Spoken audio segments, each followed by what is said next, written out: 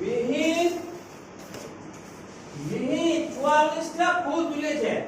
আমরা এখানে 44টা ফুল তুলেছে, চারজনকে ভাগ করে দিবে।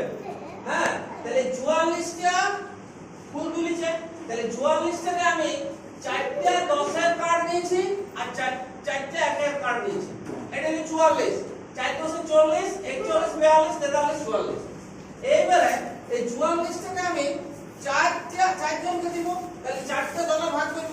তাহলে 4টা দলে আমি ভাগ করছি কি, একটা 10 লিখছি আর একটা 1 লিখছি, একটা 10 লিখছি আর একটা 1 লিখছি, আর একটা 10 লিখছি আর একটা 1 লিখছি, আর একটা 10 আর একটা 1। তাহলে আমার 4টা দল হয়েছে।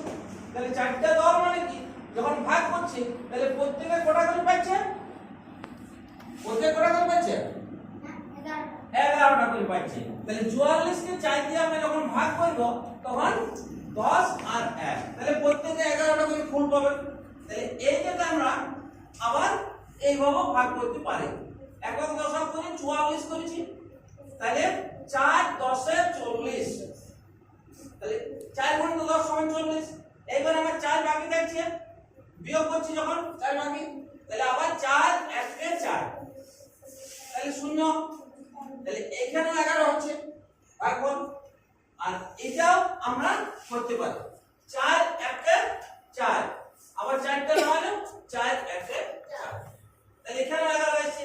এইখানে কিন্তু যখন আমি 4 10 এ 40 করব আর 4 1 এ 4 পরে করব, এই 10 যুক্ত 1 সমান 11। তাহলে এই 44টা মিনিট যে ফুল তুলেছিল সেই ফুলটা যখন 4টা 4জনকে দিয়ে দিচ্ছে তখন প্রত্যেকে 11টা করে পাচ্ছে।